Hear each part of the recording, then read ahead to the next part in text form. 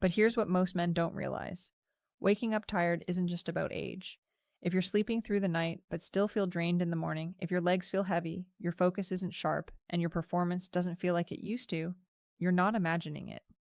I'm Dr. Rachel Ross, a board-certified urologist specializing in men's health, blood flow, hormones, and longevity. And today I want to show you how one overlooked compound, bicarbonate, may quietly influence circulation in men over 50. Before we begin, tell me where you're watching from. And if this helps you, consider liking and subscribing. It allows this channel to reach more men who need answers. But here's what most people don't realize. Declining blood flow is rarely just because you're getting older. I hear that phrase almost every day in my clinic.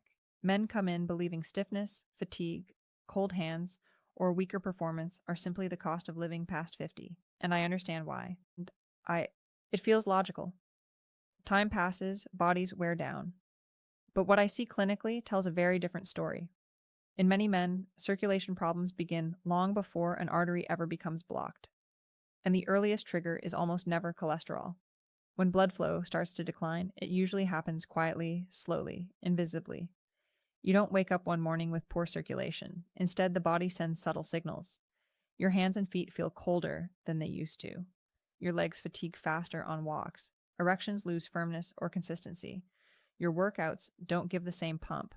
Your mind feels foggy. Energy dips for no clear reason. These symptoms appear long before any cardiologist would say there's a problem. That's because blood flow isn't just about whether pipes are open or closed. Healthy circulation depends on three delicate systems working together: nitric oxide signaling, vessel flexibility, and your internal pH balance. Most men only hear about the first one. Very few are ever told about the other two. Nitric oxide is the molecule that tells blood vessels to relax and open. But that signal only works if the vessel walls are flexible enough to respond. And that flexibility depends heavily on the chemical environment bathing those vessels every single day. In other words, aging itself isn't the primary issue. The biochemical environment your body lives in is. I often tell my patients, your arteries don't suddenly fail at 60. They slowly lose flexibility over decades. That loss of flexibility doesn't usually come from plaque at first. It comes from constant, low-grade stress inside the bloodstream, stress created by acidity, inflammation, and hormonal strain. As men age, several things quietly push the body toward a more acidic state. High Y blood flow. Declines after 50 protein diets without enough buffering minerals. Chronic psychological stress that keeps cortisol elevated. Poor sleep that disrupts nighttime repair. That inflammation that never fully shuts off. None of these feel dramatic on their own, but together they slowly change how your blood vessels behave. When the internal environment becomes even mildly acidic, blood vessels stiffen, not blocked, stiff. They stop responding fully to nitric oxide. The signal may be there, but the tissue can't listen as well anymore. That's why many men are told their labs look normal, yet their body feels anything but normal. This is also why medications often fail to correct the root problem. Drugs may increase nitric oxide availability or improve blood pressure numbers, but they don't restore the environment those vessels live in. It's like turning up the volume on a radio with damaged speakers. The signal gets louder, but the clarity doesn't improve. And this is where confusion sets in for many men. They do everything they're told. They take prescriptions, they exercise, they watch their cholesterol, yet circulation still feels weak, energy still fades. Performance still declines. Not because they're doing something wrong, but because the internal chemistry hasn't been addressed. One of the most overlooked aspects of circulation is pH balance. Your body is constantly working to maintain a narrow range that allows enzymes, muscles, nerves, and blood vessels to function properly. When that balance drifts even slightly, the effects show up first in systems that rely on rapid relaxation and contraction. Blood vessels are at the top of that list. Even mild metabolic acidity reduces nitric oxide signaling efficiency. It doesn't shut it off, it just dulls it. The vessels open halfway instead of fully. Oxygen delivery drops, muscles fatigue sooner, blood flow to extremities weakens. Over time, the body adapts downward, accepting less circulation as the new normal. This is where bicarbonate enters the conversation. Not as a miracle supplement, not as a trend, but as one of the body's primary buffering molecules, a compound your kidneys and pancreas rely on every day to maintain internal balance. Your body already uses bicarbonate to neutralize excess acid. The issue is that with age, stress, and modern diets, the demand often exceeds supply.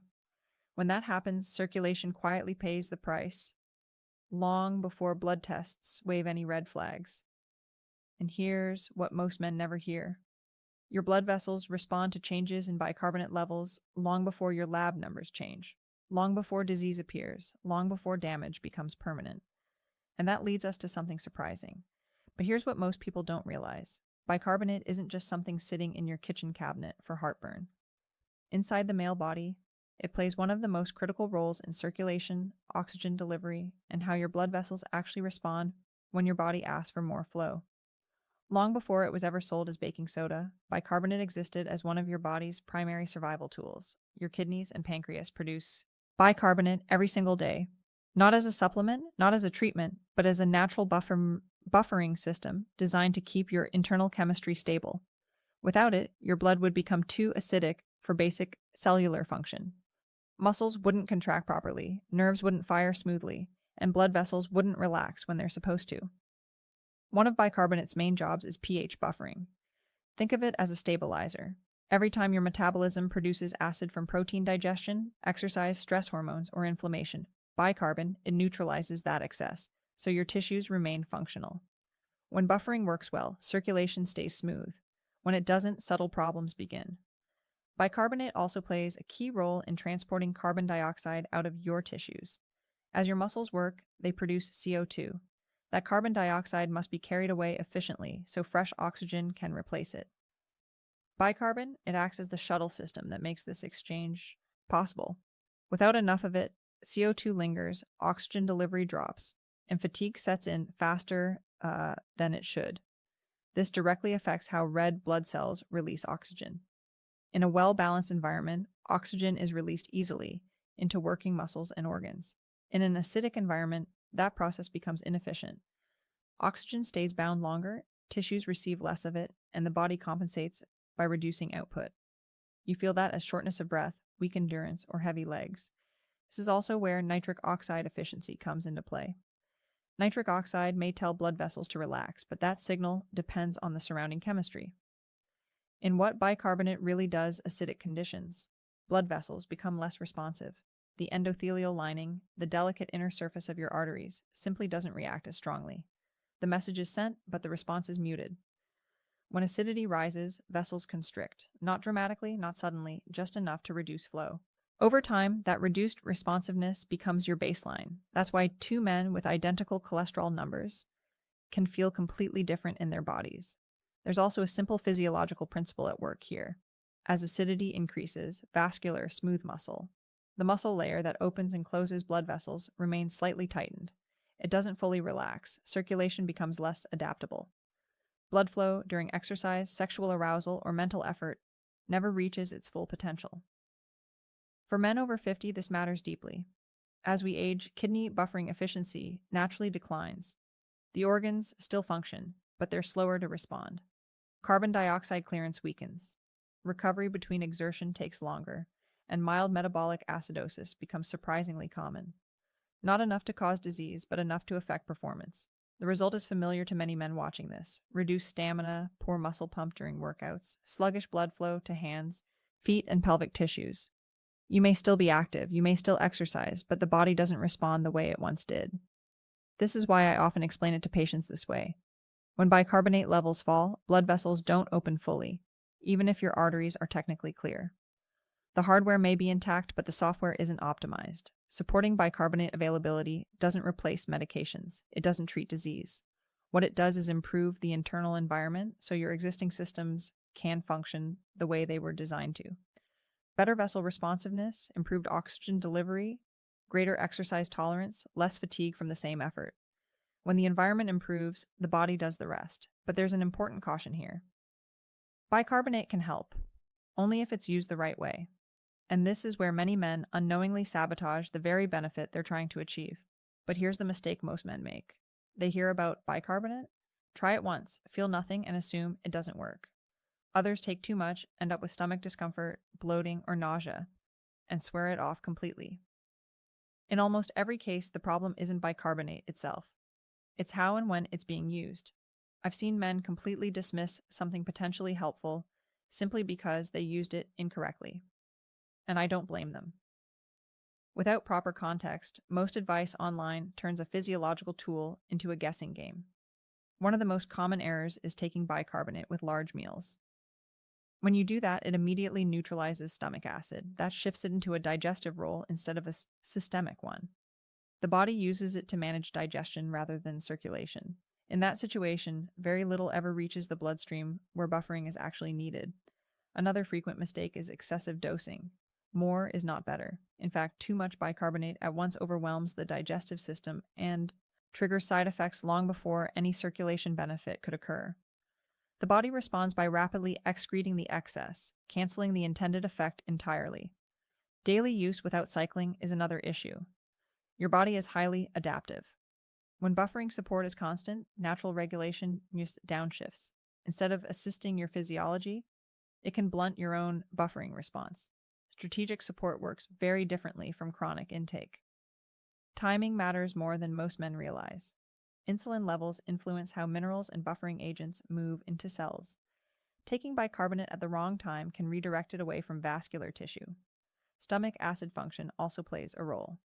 Your body needs proper acidity for digestion and nutrient absorption. Disrupting that too frequently can create new problems. This is why understanding the difference between digestive buffering and systemic buffering is so important. Digestive buffering happens in the stomach. Systemic buffering happens in the blood and tissues. The goal isn't to eliminate acid everywhere, it's to maintain balance where circulation depends on it. Hydration is another overlooked piece. Bicarbonate doesn't function in isolation. It requires adequate fluid balance to move through the bloodstream. Dehydration concentrates acidity and limits buffering capacity. Many men are mildly dehydrated without realizing it, which reduces effectiveness even further. It's also essential to be clear about safety. This is educational information only, not medical advice. Common usage mistakes. Anyone with kidney disease, sodium sensitivity, or who takes blood pressure medications should always consult their physician before using buffering compounds. These systems interact and guidance matters. When used strategically and conservatively, low-dose support may help improve exercise, blood flow, muscle oxygenation, and post-activity recovery. The effects are most noticeable when paired with movement, walking, light resistance training, or breathing practices that stimulate circulation naturally. Bicarbonate doesn't create blood flow on its own. It supports the environment so blood flow can happen more efficiently when your body asks for it, and that brings us to the most important point of all, because bicarbonate alone doesn't restore circulation. It only works when combined with one critical biological trigger, the signal that tells your vessels to open in the first place. But here's the part almost no one talks about. Bicarbonate doesn't create blood flow by itself. It prepares the environment, but something else has to flip the switch, and that switch is activation. The body must receive a signal that says now is the time to open the vessels. That signal comes primarily from nitric oxide, and nitric oxide is stimulated through movement, muscle contraction, and breathing. Not pills, not powders, not shortcuts. Blood flow is not something you force, it's something you invite. When muscles contract, they send a powerful message to nearby blood vessels to widen. This is why even light movement can dramatically improve circulation. Walking, in particular, is one of the most underrated medical tools available to men over 50. It gently stimulates nitric oxide production without overwhelming the joints or the nervous system. Each step acts like a pump, pulling blood back to the heart and pushing oxygen forward into tissues that haven't been fully nourished in years. Nasal breathing plays a role as well. The sinuses produce nitric oxide naturally. Breathing through the nose, especially during movement, increases circulating nitric oxide levels. Mouth breathing bypasses that benefit entirely. Small habits quietly determine big physiological outcomes. This is where bicarbonate can enhance the process. When the internal environment is properly buffered, blood vessels respond more fully to nitric oxide. Signals. Exercise-induced vasodilation becomes stronger. Post-workout circulation improves. Recovery accelerates. Muscles feel warmer, looser, more responsive. The body begins to remember how it's supposed to function. Certain minerals also support this system. Magnesium helps vascular, smooth muscle relax. Potassium-rich foods support cellular signaling. These aren't magic solutions. They're foundational nutrients the body relies on for circulation mechanics to work correctly. Sleep and breathing tie directly into this equation. During deep sleep, blood vessels repair their lining. Nitric oxide sensitivity resets overnight. Poor sleep interrupts that process, leaving vessels stiffer the next day. Evening circulation matters more than most men realize. When blood flow improves later in the day, nighttime erections become stronger, and sleep depth improves. These are signs of vascular health, not just sexual function. I often tell my patients, blood flow isn't something you force. It's something you invite. When you create the right conditions, movement, hydration, breathing, buffering, the body responds quickly. The actionable framework doesn't need to be extreme. Gentle daily movement, light resistance a few times per week, strategic hydration earlier in the day, avoiding chronic dehydration that concentrates acidity, supporting your body's natural buffering systems instead of overwhelming them. When these pieces work together, circulation often improves faster than men expect, not because you reversed age, but because you restored communication between systems that had slowly fallen out of sync. And if you're thinking right now, doctor, have I waited too long? That's exactly what I want to talk about next. But here's what I want you to hear clearly. It is not too late. Not at 55, not at 65, not even at 75. One of the missing activation signal, most hopeful truths in medicine is that circulation adapts at any age. Blood vessels are living tissue. They respond to signals, and when those signals improve, the response can happen far faster than most men expect.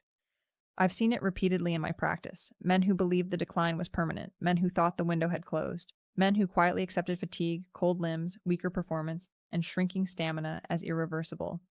And yet, when the environment inside the body changed, when circulation was supported instead of forced, the body responded. You are not broken. You are not failing. Your body is doing exactly what it was trained to do over decades. It adapted to stress, poor sleep, inflammation, acidity, and overload. That adaptation kept you alive. But adaptation is not destiny. Signals can change, and when signals change, physiology follows. Blood vessels don't need to be young to work well. They need clarity. They need flexibility. They need consistent communication. When nitric oxide signaling improves and the internal environment becomes more supportive, vessels begin opening more fully again. Warmth returns, endurance improves, mental sharpness often follows. What surprises many men is how quickly this can happen. I've seen men in their 60s and 70s respond faster than men in their 40s. Not because their bodies were stronger, but because their systems had been deprived for so long that even small improvements produced noticeable change. This isn't about chasing youth. It's about restoring physiology. I've watched men regain energy, stamina, warmth, and confidence, not by pushing harder, but by removing the resistance that was holding their bodies back.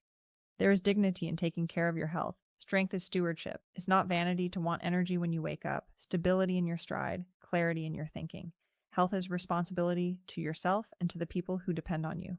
Longevity is leadership. When you care for your body, you show your family what resilience looks like. You show them that aging doesn't mean giving up. It means adapting wisely. You don't need extreme protocols. You don't need punishment or shame. You don't need to do everything at once. You need understanding. You need consistency. And that brings us back to the question I asked you at the beginning. But here's what I want you to hear clearly. It is not too late. Not at 55, not at 65, not even at 75. One of the most hopeful truths in medicine is that circulation adapts at any age. Blood vessels are living tissue. They are not frozen in time. They respond to signals. And when those signals improve, the response can happen far faster than most men ever expect. I've seen this again and again in my clinic. Men who walked in convinced the decline was permanent. Men who quietly believed the window had closed. Men who accepted fatigue, cold hands, weak legs, and fading performance as the unavoidable price of aging.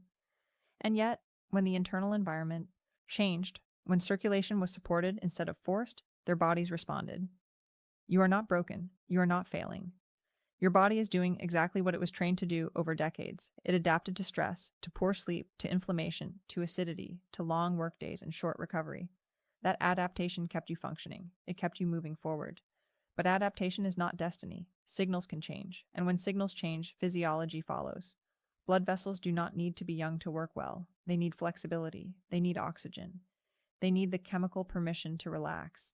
When nitric oxide signaling improves and the internal environment becomes less hostile, vessels begin opening more fully again. Circulation improves. Warmth returns to the hands and feet. Endurance increases. Even mental clarity often sharpens as blood flow to the brain improves.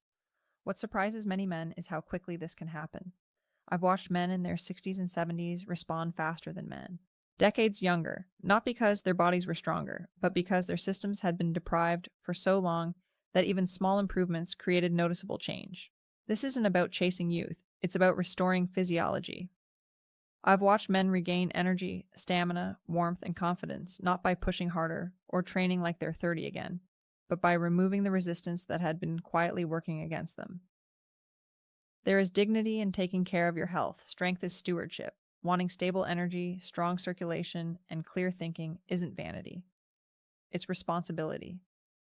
Health is how you remain present for your family, your partner, your purpose. Longevity is leadership. When you care for your body, you demonstrate resilience. You show that aging doesn't mean surrender. It means wisdom. You don't need extreme protocols. You don't need guilt or shame. You don't need to fix everything overnight. You need understanding. You need consistency. And that brings us back to the question I asked you at the very beginning. If you found this valuable, I invite you to join our community and subscribe so you never miss guidance designed specifically for men over 50. Everything we talk about here is built around helping you reclaim what matters most: steady energy throughout the day, healthy blood flow that actually supports your body, stronger performance, deeper and more restorative sleep, and confidence in how your body feels again. You deserve to wake up clear-headed, not groggy and drained. You deserve strength in your legs when you walk, stability in your balance, and circulation that supports your heart, your brain, and your masculinity, not just on paper, but in how you live each day. Remember the question we opened with, why you can feel tired even when your labs look normal. For many men, the answer isn't disease, it isn't failure, and it isn't age alone, it's environment. When the internal environment improves, blood vessels respond. When circulation improves, oxygen delivery improves. And when oxygen delivery improves, everything begins to work better together. Your energy, your focus, your sleep, your recovery. This channel exists to help you understand your body instead of fighting it, to give you clarity instead of fear, and to help you age with strength, confidence, and dignity. Take care of your health because you are worth it. And I'll see you in the next